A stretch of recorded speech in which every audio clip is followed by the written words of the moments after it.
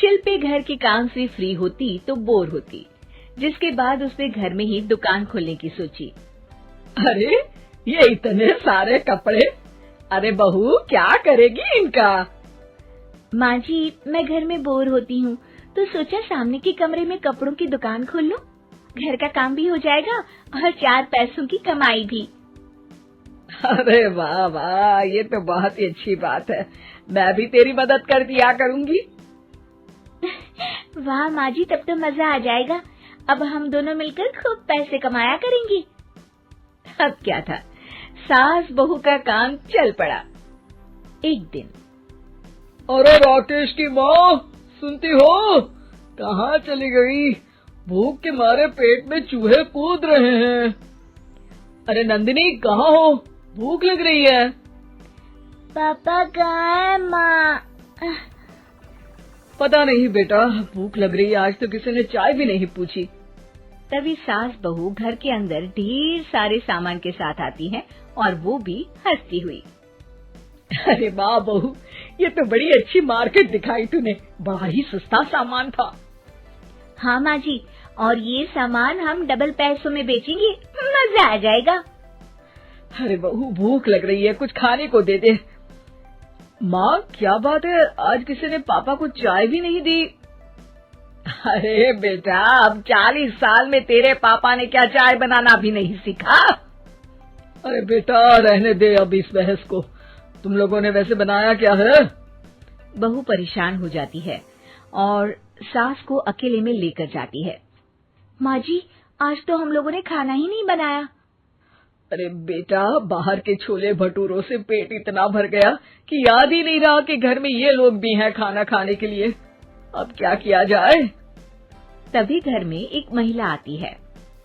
जी, वो सुना है आप लोगों के यहाँ साड़ी बिकती है, जरा दिखाएंगे क्या?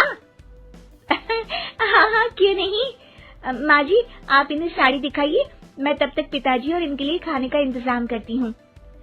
सास उस औरत को लेकर सामने वाले कमरे में चली जाती है जहाँ उन लोगों ने दुकान खोली थी। वहीं बहू भी किचन में चली जाती है।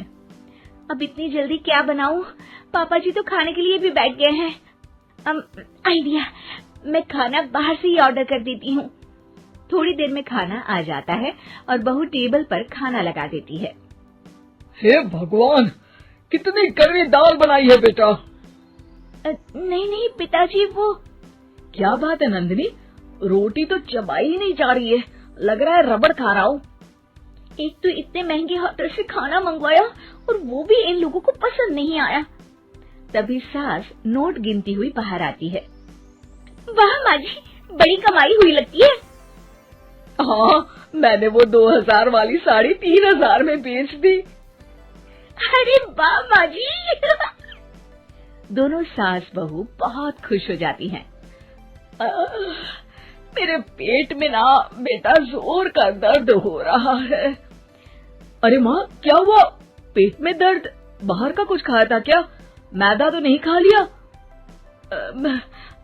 मैंने छोले भटूरे खाए थे। माँ क्यों खाए? आपको तो पता है कि आपको मैदा सूट नहीं करता।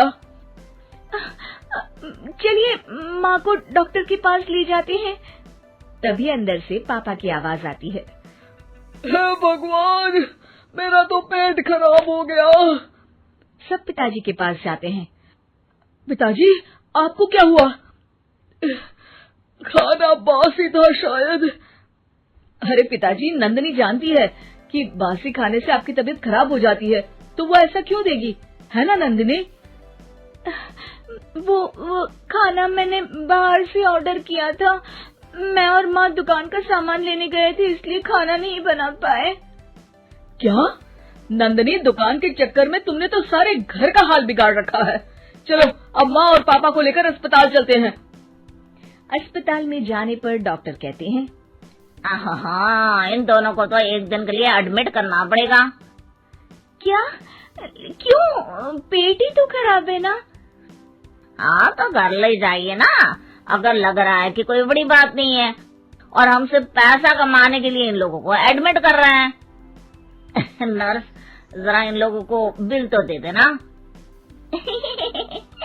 चलिए, मैं आप लोगों को पैक पैकेट समझा देती हूँ।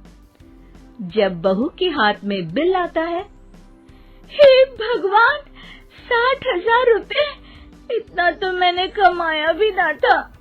अब समझ गई कि कमाई के चक्कर में घर के लोगों की सेहत के साथ मैं खिलवाड़ कर रही थी।